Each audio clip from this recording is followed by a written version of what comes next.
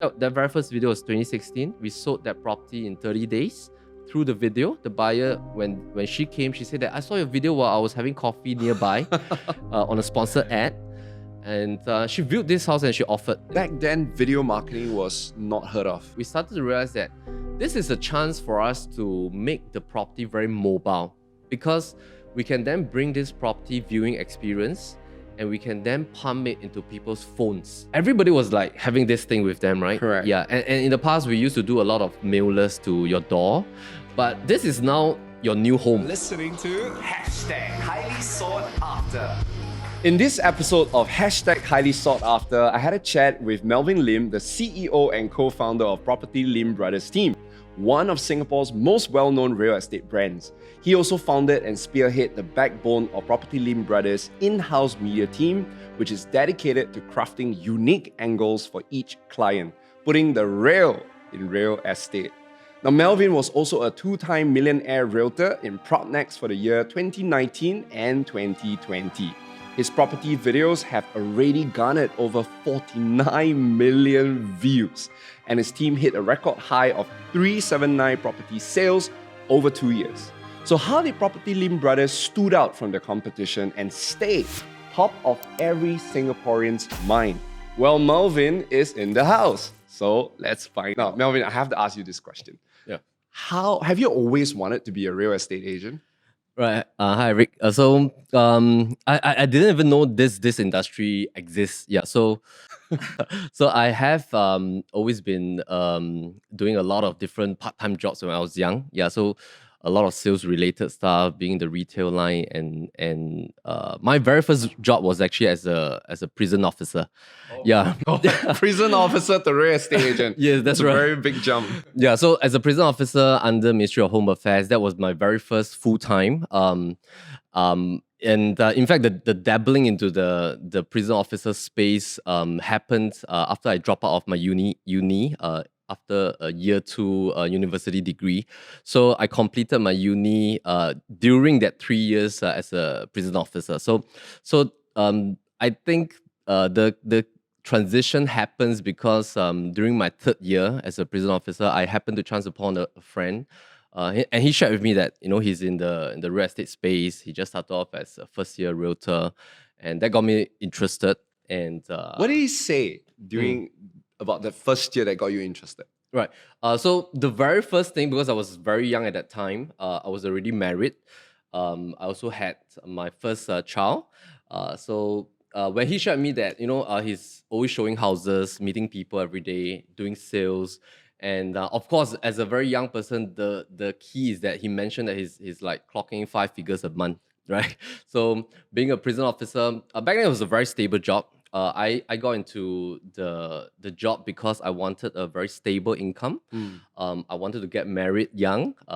Immediately after 3 months as a prison officer, once I got my 3 months pay slip, me and my wife, we got our first HDB property. Very efficient. Yeah, so we got married very young, have our first child at a very young age. And when he mentioned about the few key things, sales, real estate, and then of course the chance to have no limit to your income, that was the key thing that struck me. Yeah, so and it resonated because since a very young age, I've dabbled always in doing like door-to-door sales, selling credit cards on road shows during my uni days, doing a bit of retail stuff. So the connection that I have a chance to do sales really gave me that renewed interest to see whether I should dabble into this industry. Fantastic. Yeah. Now, I have another question. Now, Property Lim Brothers, right, has been a well-known name here in Singapore, right? If you ask anybody, they would know your company. What I'm very curious to know is what were some of the key inflection points during this last 14 years that led to the success today? I started full-time during 2007. Yeah, so you're right, that's about 14 years back. Back then, when I came out from my full-time job, I still remember the very first thing was there were a lot of objections from my friends and families. They were all saying that, hey, you already have a very stable job. As a prison officer, by default, you can go all the way to 50 years old. Back then, in my 3rd year, I was also offered the position of an emplacement to a senior officer. So my parents were saying like, you already have your first kid. Why don't you just stay in this very stable career? Correct. And I learned a lot of things during that 3 years, because the most important things that I took out from that job is that I get to interact a lot with inmates, and we're doing a lot of rehabilitation, so that the conversations that I have every day, it really grew me as a person. Although there was some part of the job that I didn't like, because I believe that in every profession, there'll be some portions that we like, some portions that probably we don't like. 100%. Yeah, so there were very mundane tasks, but they were also very interesting learning points. Yeah, but I think the very first thing, the key inflection point was that when I came out, I realized it's a whole new industry. A whole new industry. I have zero experience. My friend back then, I joined him, so he became my immediate manager. He was about 1 year in the industry, but he was also pretty new, but he's very helpful. He's always there for me. But that particular '07 period, I still remember the very first week when I entered into the office. The industry was so different from now, because everybody looked at this young guy as like a competition, right? Because, and I entered to this company together with my current business partner, Adrian. So we resigned together as prison officers. We joined, and the feeling that we get is that people are just thinking like anyone that joins the industry is a competition, and nobody wants to share anything. Yeah. And so the first week is like we were alone, and we tried to build rapport with a lot of the old birds in the company. And through the years, of course, we made friends. But I still remember the culture was that people are usually a little bit more apprehended. Yeah, and they see new scarcity, right? Yes, that's right. Yeah. So there was this particular incident that I remember. I saw this very experienced agent close a deal, and they were chatting about it with the other old birds. So me and Adrian were like trying to ask him, hey, how do you close this deal? Is it okay to share with us a little bit of tips, because we're very new, we're just 1 month. How do we get clients and stuff? Yeah. So one of them told us, okay, who is your manager? Go and ask your manager. So and then he turned around back. So that was that kind of culture back then. And sometimes we ask them, hey, how do you close this deal, that deal? They will say, oh, it's by luck. And it's a one sentence kind of stuff. So when we look back from now compared to the past, I think that now is fantastic, because there's so many ways to learn things. People become more open nowadays. You can learn so many things from YouTube. There's enormous amount of trainings in real estate agencies, and I think the culture has really changed through time for the past 14 years. So the very first inflection point was about how do we become independent, and coming out from a job to become like a solopreneur. The independence and being humble, at the same time being very thick-skinned to learn on the ground, knocking on walls, and that grew us very quickly into a more matured person. So the very first point is that I think the shift towards independence. Second point happened during the year 2010. 3 years later. 3 years later. So 3 years later, we were 3 years old as a realtor. We started to realize that, hey, it's not really just about selling real estate. No, because our initial impression is that when you become a realtor, all you need to do is to sell houses. That's right. But 3 years in the industry, we realized that this is not just a salesperson job, it is a business, right? Because the business has so many different portions. In the first place, as a brand new agent or even as an experienced agent, how do you consistently get people to want to let you sell their houses? That's the very first question. How do you consistently attract people to contact you and say that, hey, I'm looking to buy or invest a property. Can you help me? Can you provide me advice? So we realized that lead generation is a huge chunk of the business, because even if we are very good, let's say, for example, we have knowledge, we have expertise, knowledge, and we are really good at a job. But how do we attract people to want to seek our services? Exactly. Yeah. So lead gen, we realize, is a huge chunk. Marketing the property is the second huge chunk. Thirdly is how do you build a system within this business? So we realized that the second inflection point is that we need to run it as a business, because if we want to have longevity, We want to play the long game. We want to be very good for the customers. We need to have very sustainable growth. Yeah, and at the same time, there's also the part at the 3 years mark that we realized that a lot of our colleagues and realtors, they always have this very up and down cycle in sales. Up and down meaning that at a lot of times their sales picked up in a certain month, and that's the time where they have a lot of listings to sell. That's the time that they have a lot of buyers to serve. But the moment they finish closing those deals, their sales drop. And when their sales drop, that's the time that they start to realize, hey, I don't have any listings anymore to sell. No buyers to serve these 2 months. Okay, let me do some marketing. So it's very reaction based. Yes, and it's always an up and down kind of thing. Let me do some prospecting during my spare time. So there's no consistency, and we realize that's not even just for new agents. It's even for very experienced agents until today. So that was a shift in our mindset on running on the business. Third point was 2012. That is 5 years in the business. I suffered a burnout. That burnout event basically made me start to think more about life. And that was also the year that I have my third child, and I was already a dad, 3 kids, stable family. But at 2012, that burnout happened because I was chasing success too much. Yeah, so being very young, ambitious, I have this thing from childhood, that I always want to prove to people that I can make it, right? So perhaps it's during my younger days, conversations in the family. My parents were great parents, and we come from a medium low income family. My dad is a sole breadwinner, so my dad is always a very hardworking, responsible guy. But the conversations at home, as me and my siblings grew up, has always been revolving, hearing about money, right? Like parents will always say it's very hard to earn money. Don't spend too much. In future when you grow up, just get a stable job, save more money. So it's always about money. Correct. So on one hand, we see our parents being very hardworking. My mom is a stay-at-home mom. On the second hand, is that we see that they struggle with the money topic. Although they do their best to provide for us, we are very thankful, and they have always been for the family. But we just felt that as you grew up always hearing about money topic, you start to grow up with the fear that, is it because money is a big thing that you have to overcome? Second thing is that we need a lot of money, right? So we grew up with that thing, even for my siblings as well. So that 2012 event happened because I was chasing a lot of success.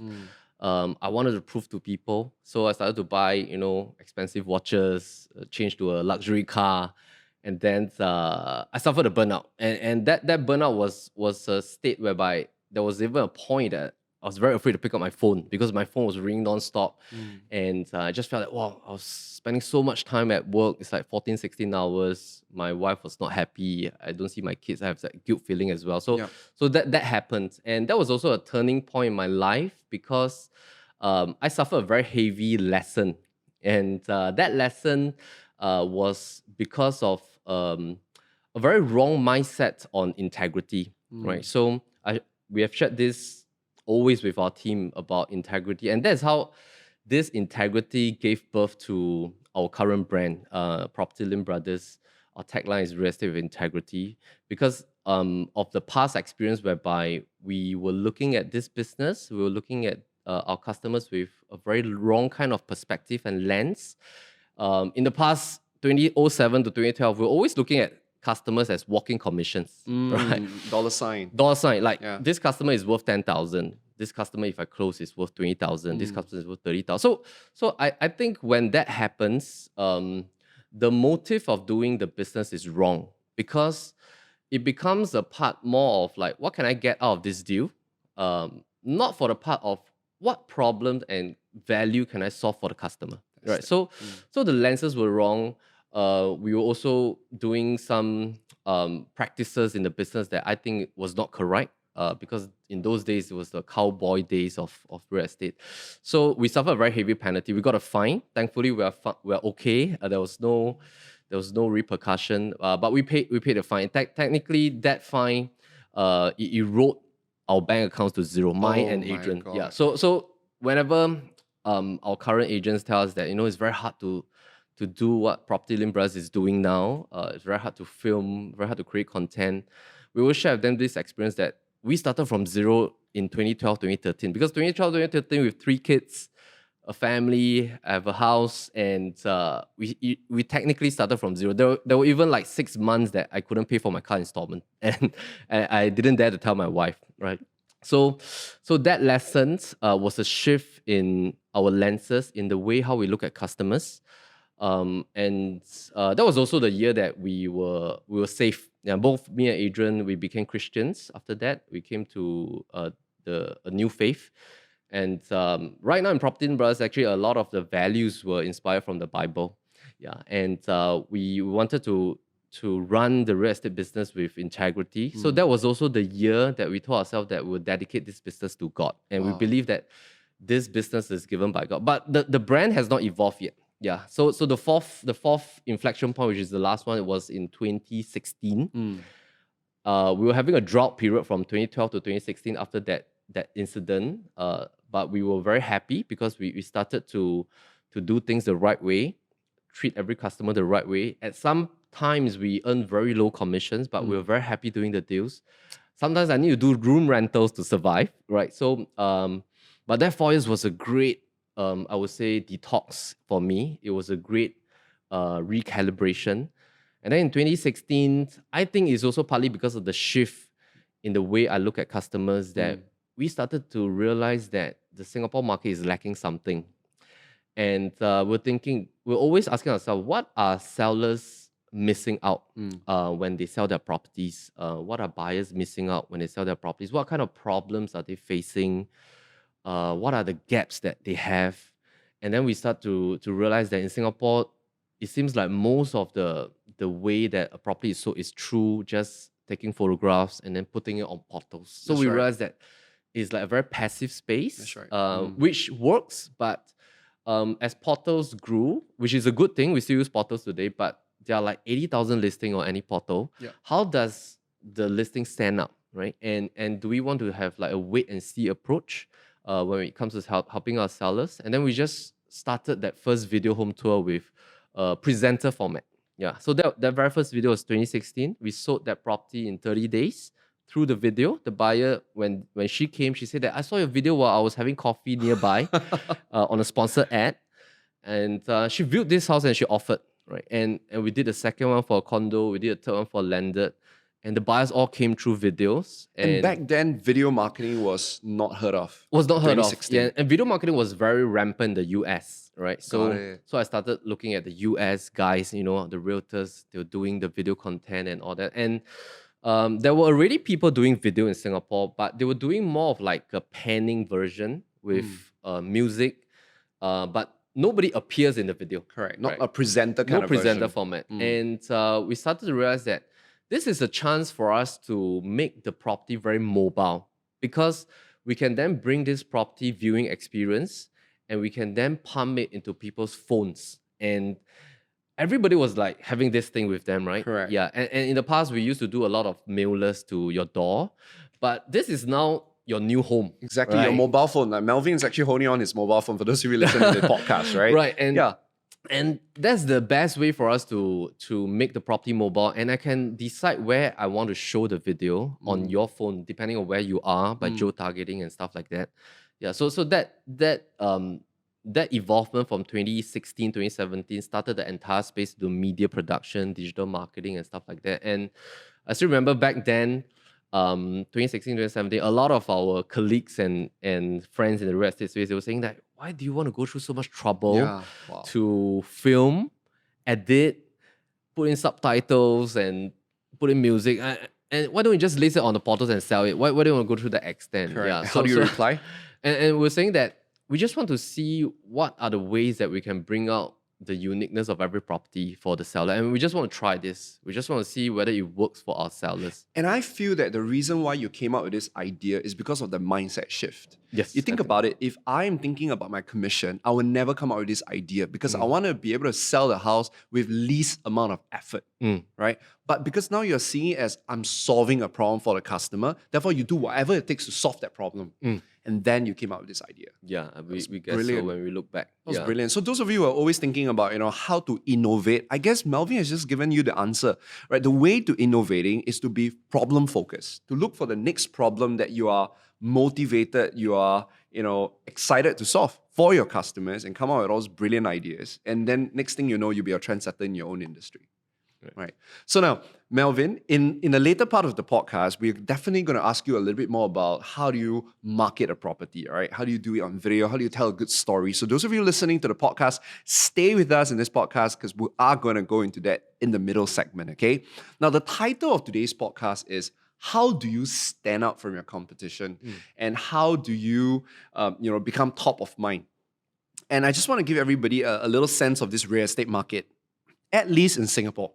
In Singapore, there are 30,000 real estate agents. And I was told that there are about an average of 30,000 transactions every year in Singapore, which means that every advisor, every agent has one transaction, right? Which means it's so competitive, right? So I did some research. I found out that Property Lim Brothers, 2 years ago, that means 2019, 2020, they had 379 transactions, okay? That's a lot of transactions compared to an average agent. In fact, a good agent probably will be able to have about 12 transactions to 20 transactions a year, but the team have 379. So it's very clear that you have done something right, you are standing out in this market. So please tell us, right, what did you do that make you stood out from your intense competition? Like what Eric just mentioned is that the shift towards the solving portion of what are some of the key problems that sellers always face. So sellers and buyers has always been our key target audience on the people that we want to serve. I think that shift really helps us to come from many different angles on seeing what can we add in terms of the value chain. Yeah. So we believe in this aspect about having that mindshare positioning among consumers on adding so much intense value that the moment they want to seek help in, let's say, selling a property or buying a property, the first person that they want to think of is Property Lim Brothers. So that has always been something that we emphasize a lot. So value stacking. Value stacking. So value stacking means that is a long game. Yeah, because in terms of the things that we're doing daily, there's a lot of value stacking even in the content that we produce. So sometimes when we produce like an investor series whereby we chat about property topics, we share tips on YouTube and stuff. Similarly, a lot of people will say, hey, why do you want to go to such extent to produce all this content that don't have a call to action, right? So in fact, a lot of our content do not have a call to action. And the key rationale is because we believe that we want to add an enormous amount of value in the space that anybody that is even not ready to sell their property, to buy a property, they get education out of it. Right. They learn something from you They learn first. something, yes. And we believe that is a long approach that we have, and we enjoy doing that.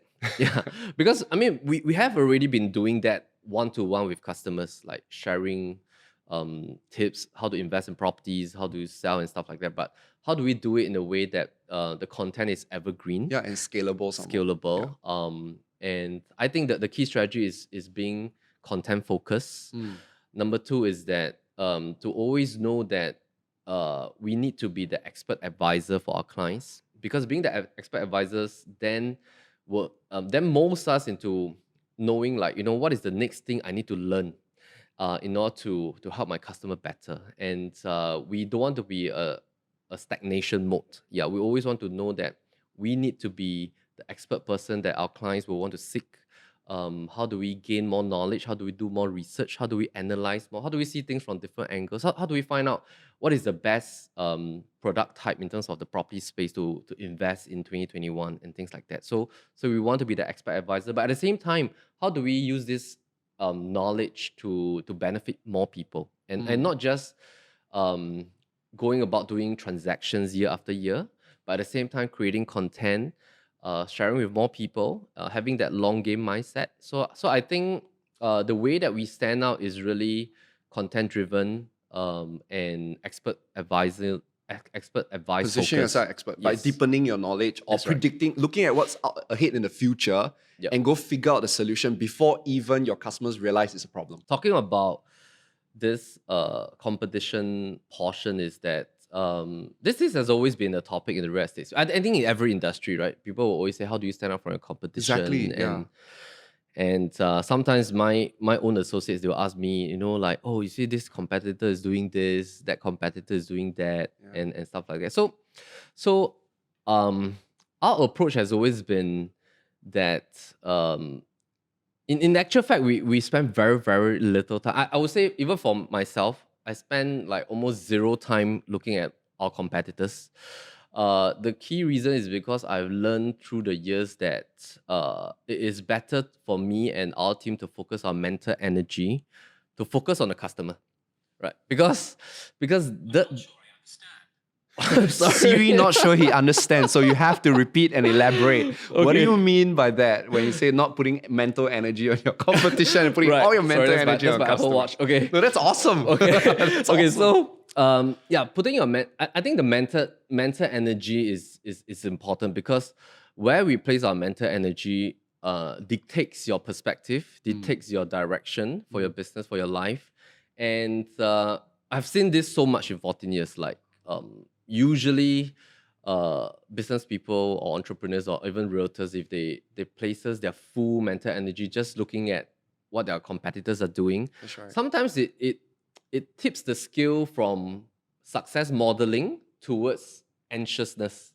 Yeah. So there's a key difference between modeling what is working among your competitors versus having a sense of FOMO, anxiousness. Yeah. So you need to know that tipping scale, because modeling is a fantastic thing, right? So we all learn about NLP and stuff, modeling, just seeing what works and then modifying it, or maybe how do you learn at a very fast pace. But I think sometimes overdoing it, if you're always looking at what your competitors are doing and stuff like that, it creates perhaps a sense of anxiousness that you also want to do the same thing, or you want to catch up, and you lose that focus on your customers. Yeah, So true. And some more, what works for your competition may not work for you, because That's we all right. share very different values. that's right. That's right. right or not? Yeah. So the method might work for them, but it's using a way that will not be aligned to your core values. Yeah. So Wow. as we were Yeah. growing the team for the past 3 to 4 years, we have always been emphasizing month after month that let's look at what our customers need, because needs are always changing. And Exactly. let's look at what are the gaps in our customer service, in our videos, in our content,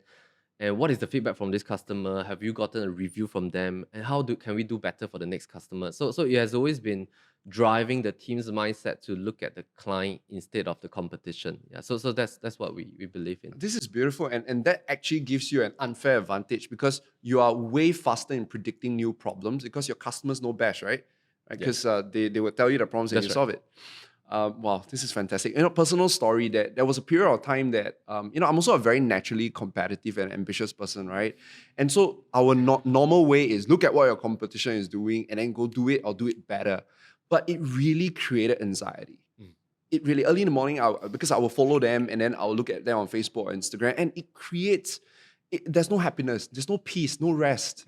And I felt like I'm just always playing the catch-up game or the chase game. And even if I win, I never really feel happy about my win, because I'm always thinking about what's next. It's so amazing that whatever that you focus on, right, becomes your reality. You focus on your competition, you get anxiety. You focus on your customers, you get satisfaction. My God, Melvin, I want to give you a big high five. This is such a big takeaway for me, man. And for anyone listening to this podcast, it's amazing. And by just doing, I'm getting goosebumps, by the way. Now, let's go tactical now. Okay, so Right. we've talked a lot about strategy, your inflection points. Right. I'm really very curious to know, what's your creative process when it comes to marketing a property? It evolved. So it all started with just doing a video, right? Just doing a video, being the presenter in the home tour. We were scripting our script. We're scripting what are the plus points, the USP. So we're doing like very short videos initially, about 2 minutes, 3 minutes kind of video. And then we started to realize that not all homes are ready for filming. because everybody, I mean, my home, I have 4 kids. That my home is always cluttered, right? So I was always telling my wife, I always help people to declutter, stitch up their home, make it beautiful. But my own home is decluttered. I said, okay, it's okay because my kids are still young. Legos are everywhere. And you're not selling a house anyway. I'm not selling my house. Okay, so we started to realize that not all homes are ready to be filmed. And being on video, it sharps up, I think, 10x of a home because video shows everything, right? Compared to photographs, you can edit a little bit here and there. Absolutely. Videos, I mean, my guys, if they want to mask out the car plate number for a landed property, it takes them like 2 hours just to mask out that moving frame, right? And there's a lot of hard work that goes behind video editing. So we started to realize that, hey, we need to help our clients to firstly declutter their home. So the educational part needs to come in. And then, of course, there were a lot of objections at the start. Our clients would say, hey, but I have kids, how do I declutter? So we created guidebooks, share with them some videos how to declutter efficiently for filming first. And then they will start to ask us, okay, does decluttering have to happen for the whole 3 months when you market the place? And we have to share with them tips on how to live more minimalist for the next 3 months and stuff like that. So This is the first time I'm hearing this, guys. So, of course, we share with them very practical tips. I mean, even if we have kids, all we need to do is, on the surface, not much stuff, right? Yeah. So we send them examples and things like that. Secondly is, we went very heavily into home staging, right? So now, about 99% of our properties that we sell are all done with home staging. That means What is home staging? Home Sorry. staging means that we come in, if there are certain furnitures that we think that it does not suit the property, we remove it. We extract it, we put it in storage, we pump in our own furnitures. What? Yeah, you so- pumped in. Yeah, so we pump in. Guys, this is value. You're solving a problem for us. Yeah, so which is the key reason why when a lot of buyers they come to see the place, or They love when it. people look at our videos, say, why are your properties always so beautiful, right? So it's because of home staging. And home staging is not a new thing. It happened in the 1980s, about 40 years back in US, right? So it started in US, and then the popularization of HGTV and stuff like that. But it's only in the last 3 years that Singapore picked up, right? And then now ASEAN, Malaysia, and all this, it picked up home staging. So it is a very key component because the very key reason when you visit show flats that developers are selling, because when you buy a new launch condominium, Yes. when you get your keys 3 years later, Yes. it's an empty house. Yeah. You get the wardrobes done, kitchen Correct. cabinets, the aircons are done, but technically there are no furnishings, no furniture. But why is it that when you enter a show flat, it's beautifully renovated and done up? It's because home staging adds such a huge visualization tool to the eyes of the consumers. Correct. It's been proven in some statistics that the moment a person enters into a home, the first 8 seconds, they already emotionally and subconsciously decide, is this place for them? They imagine themselves. They in that imagine place. themselves. And we don't want to let clutter, we don't want to let, shady paintwork, because maybe you have lived in a place for 10 years, there's some patches here and there. We don't want to let all these small little things affect the visualization process of a potential buyer. And there's been so many properties that we sell, because home staging, you need to remove it when the property transaction is completed. Yes.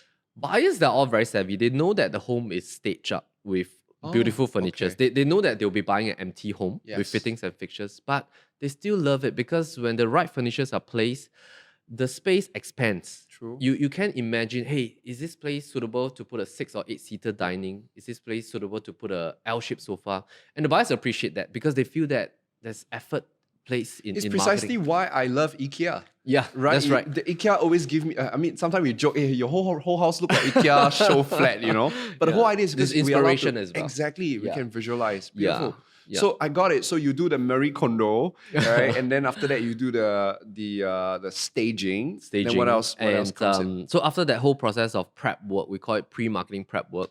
Once home staging is done, storage is done for the old furnitures, and our owners, they get to live in their property for the next 3 months with the new furnitures, Yeah. right? And our team will come in. So our media crew will come in, our photographer comes in, we come in, do a virtual tour, which is like a virtual mapping, and then we come in to film the home tour. Yeah, so 3 groups of people usually comes in on the same day. We take about 4 to 6 hours, photograph, virtual tour, and video filming. And it all happens on that same afternoon or morning. So efficient. Yeah, and then once it's done, we go back and produce the content. So at the same time, during that period of producing the content, we start to list the property up on the portals first. Yeah, and then once the video is out, it goes on to the social media platform. We run a digital marketing campaign, sponsor ads and stuff like that. So the whole process involves the whole team. Yeah, and it's about prepping, content production, and then but before the prep work, we do the storyboarding. That means we try to find what are the USP of the property, what is the angle in terms of research and numbers. What do you mean by research and numbers? Research and numbers means that we want to talk about a lot of analysis within the video content itself. So when a buyer look at our video content, they get to see the analytical angle, like why should I buy this property in this price, right? At this price range.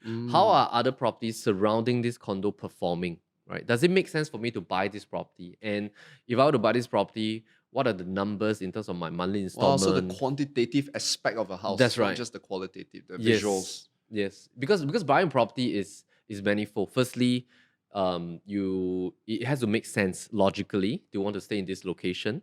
Secondly, your budget must make sense. Thirdly, you must be emotionally connected to this property, floor plan, layout, the facing, how many bedrooms is needed and stuff.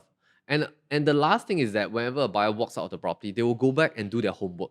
They always go back and analyze, check their valuations from the bank, look at the monthly installment, see whether are they overpaying, look at the last transaction. So there's a lot of quantitative aspect that runs through a buyer's mind. Correct. So it's about putting that whole process into the video content. So that it makes it easier for them That's to buy right. with you. That's right. So now, Melvin, now that you kind of lead the way in property videos and you have a system to doing that, and obviously I'm sure a lot of real estate agents come to you and ask for help. So we start to see a lot more creativity, right? I mean, I'm sure you remember there's this real estate agent that was singing a song That's to right. sell a property, right? That's and right. way before that, I know someone used a J Cho song as well. So all this is great, but I'd like to hear your point of view, right? What are some of the mistakes that a realtor have to avoid when it comes to marketing a house? So back to the point that about the video creation portion, I think is wonderful for the industry, which is also the fact on why 3 years ago we started another production house to create real estate videos for all agents in Singapore. So basically that's an independent house that my partner is running. It does real estate videos. And similarly, when we started that, my peers were saying, why do you want to start a production house that helps your competitors? Correct. Right? Because that was your USP. Yeah, so now I have two production houses. Correct. One is within Property Lim Brothers that only does production for our customers. The other one is that that production house is an independent house that does it for the whole industry. Correct. Right?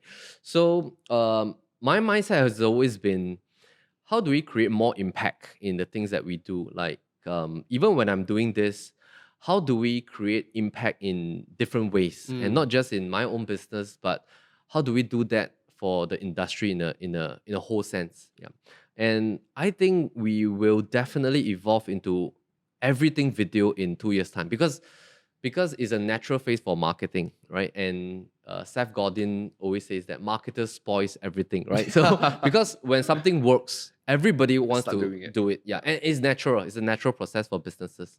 And so my mindset is that I always tell myself, let's adopt a very open mindset. Is great because having more people doing it, it also gives us a form of self-check on how can we do it better. Yeah, you level up the whole playing field for everyone. Yeah, and we will just constantly do it better and better. That's what we tell our guys.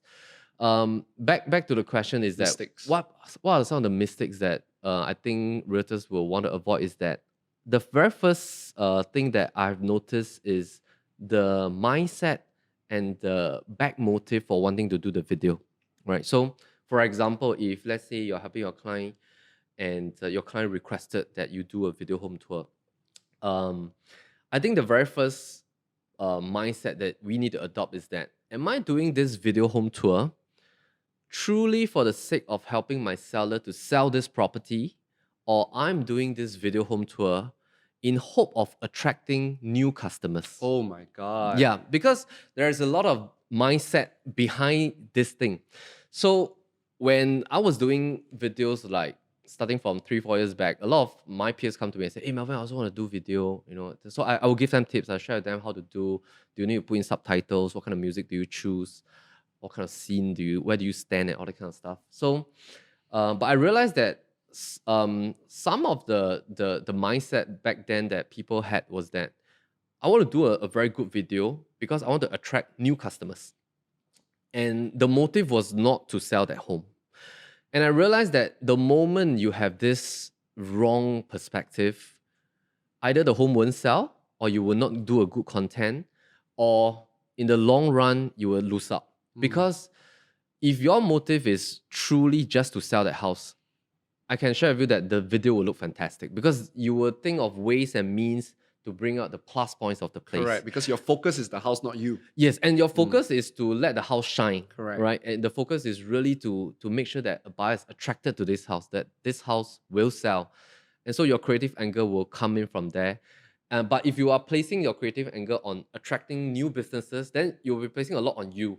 Very true. And you feel stressed doing it as well. Very true. So I think that's the very first thing. Second thing is that I think to look at, I think is that performance anxiety. I mean, especially if somebody's doing video for the first few times, they always will have a form of performance anxiety about how people look at them. Right?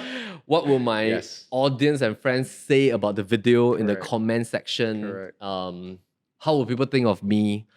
And I think when you look at the lens, the camera lens where you're filming, if you can imagine you're talking to a real person, to a real buyer that's physically coming to view the place, I think you will do well, right? Because you're just like talking to a buyer that you have been doing it for so many years. You've been selling properties for so many years. You just try to imagine you're talking to a real person. That's one. Number two is that doing a video home tour is hard work. You have to prep, to memorize the script, memorize your key points. You have to go through the edit with your editor. You have to be there. You have to sweat. You have to.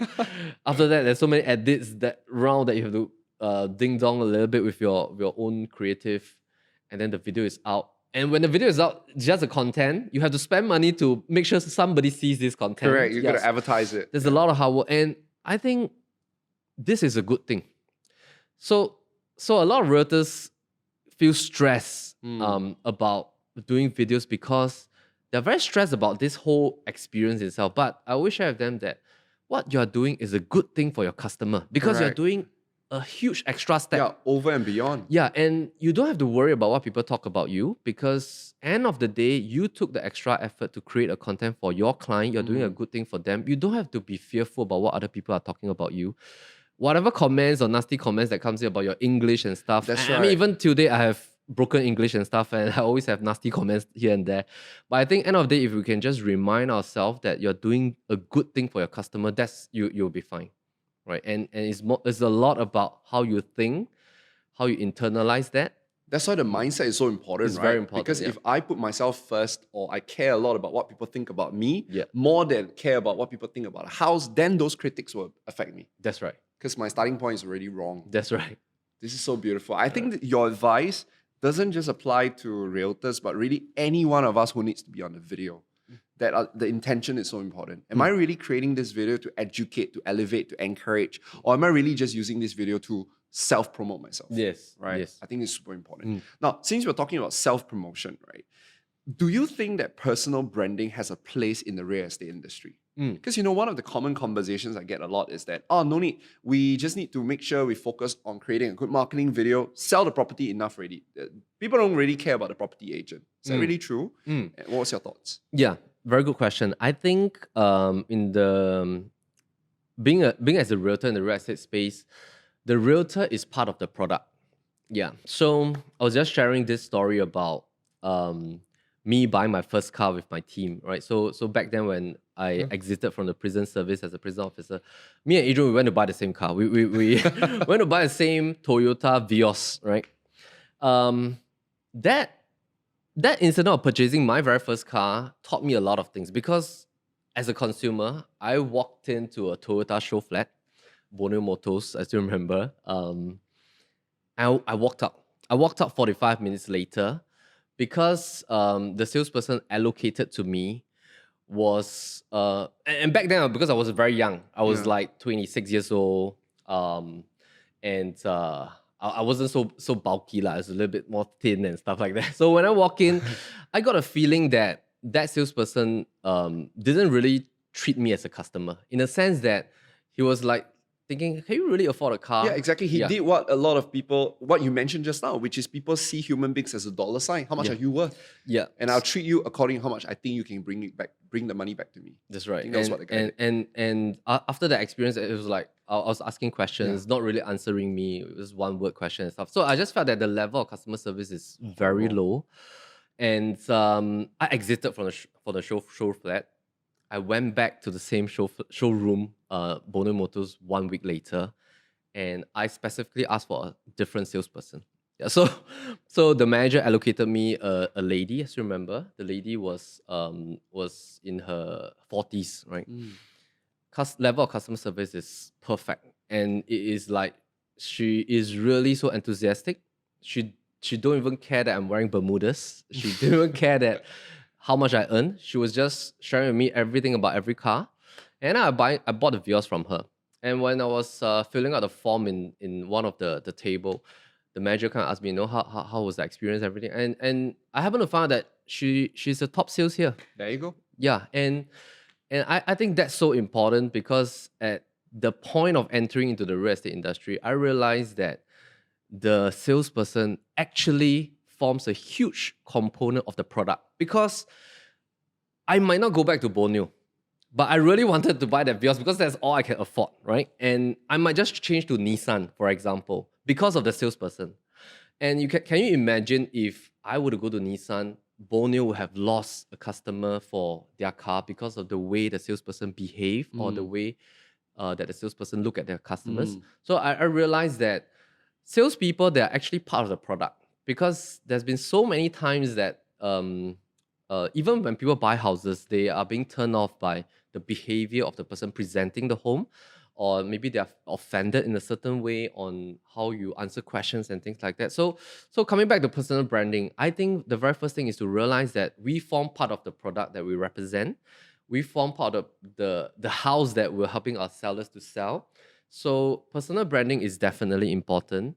Personal branding on social media, of course, is what is important right now. And I think it depends on what aspect are we dabbling into. For me personally, I'm naturally not a social media person. My account was dead for so many years. It's only when we started Property Lim Brothers that I realized the power of social media, and we want to use this platform for good for our customers. And that is also the time that I started to dabble a little bit, be a little bit more active on my own personal accounts. And I realized that end of the day is definitely important, because nowadays, because everything is so fluid, transparent, it's all connected.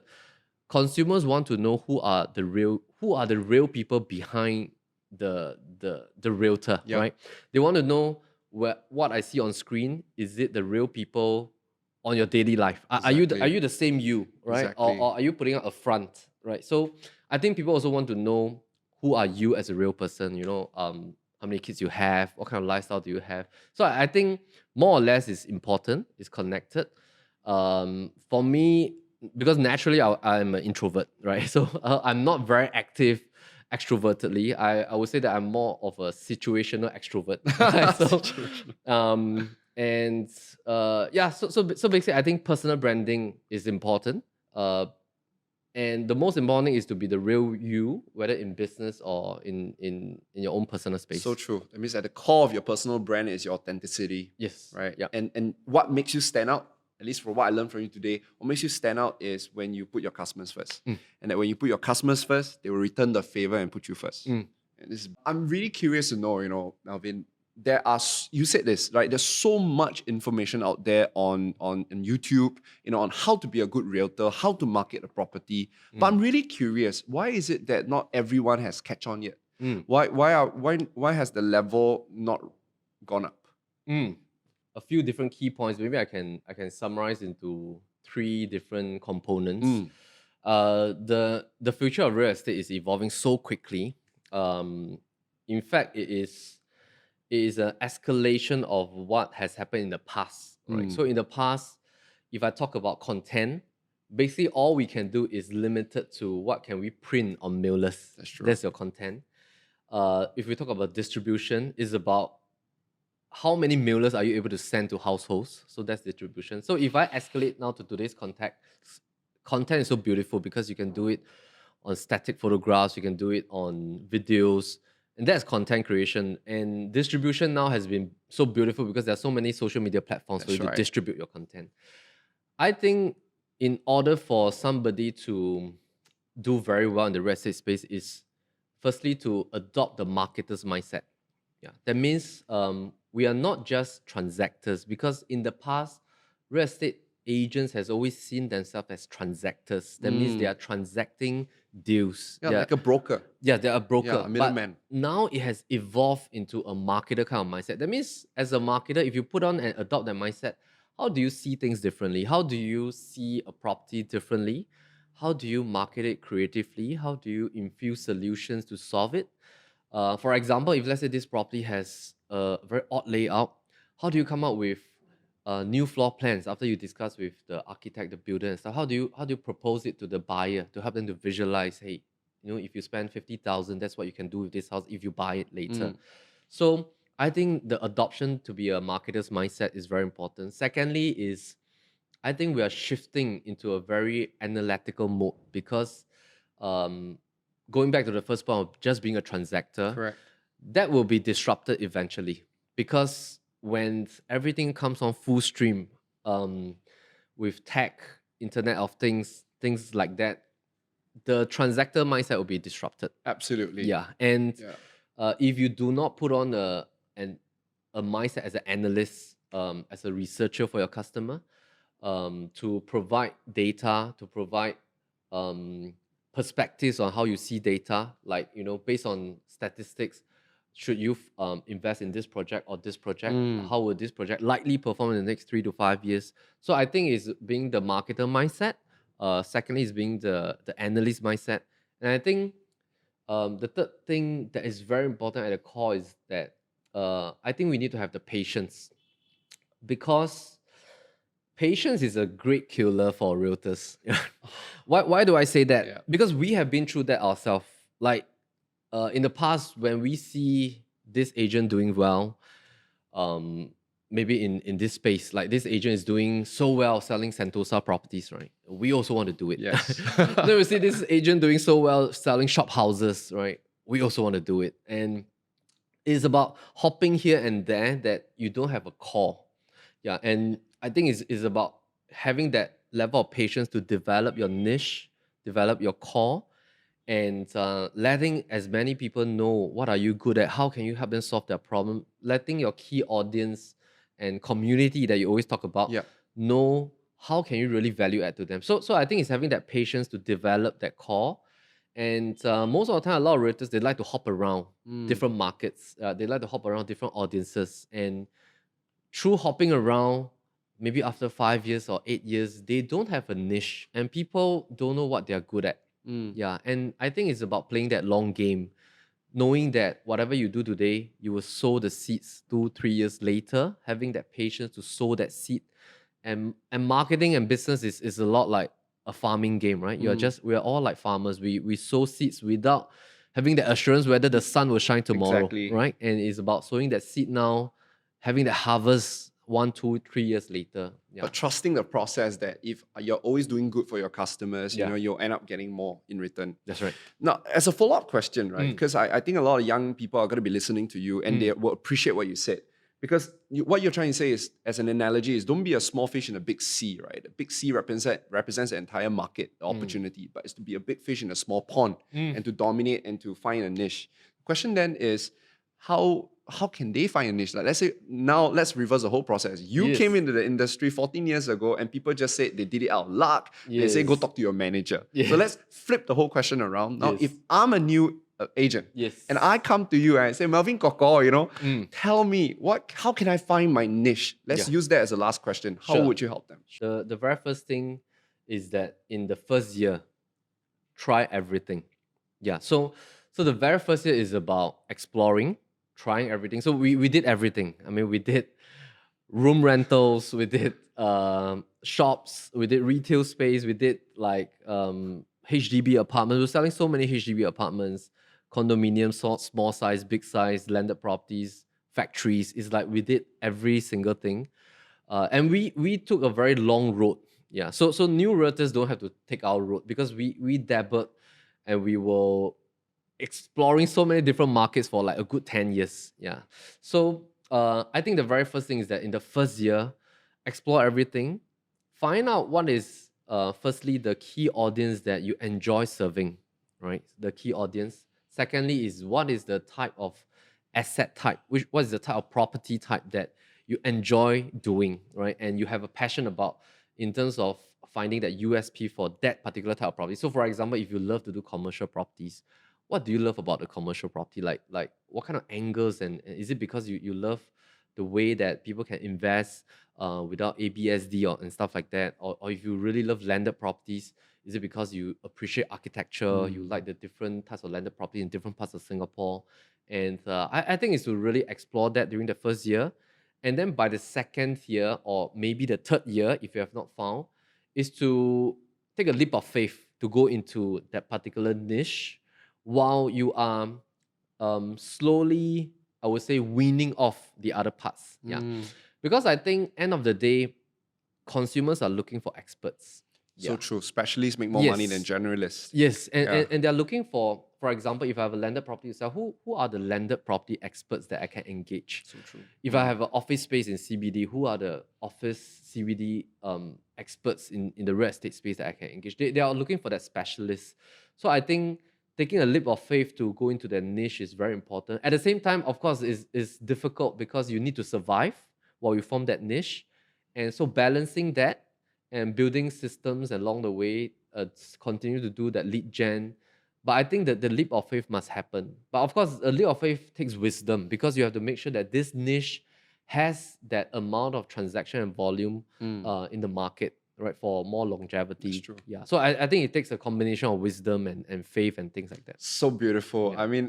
I mean, I just want to, on behalf of all the young realtors, thank you that you did not choose to be like those people that you met, and you step up and you change and you level up the field. As a final question, what's new for you then? What's your next step for yourself? So 2021 is all about how can we continue to do micro innovating in terms of looking at the entire process that a client on board with PLB till the completion of selling their home successfully, and how do we continue to elevate the whole experience, plug any gaps that we see. So we call that micro innovating. Macro innovating is about how do we have a broad-based approach for the entire local real estate market? So, which is the key reason why we set up our PLB Insights team.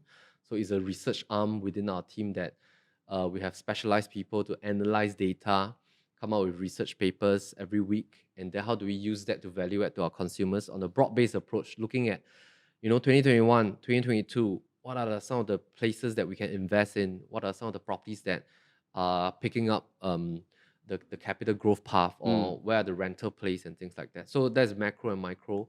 On a people's basis, this is also the year that we are rapidly growing our people internally, also looking for like-minded people to join our team because we want to expand.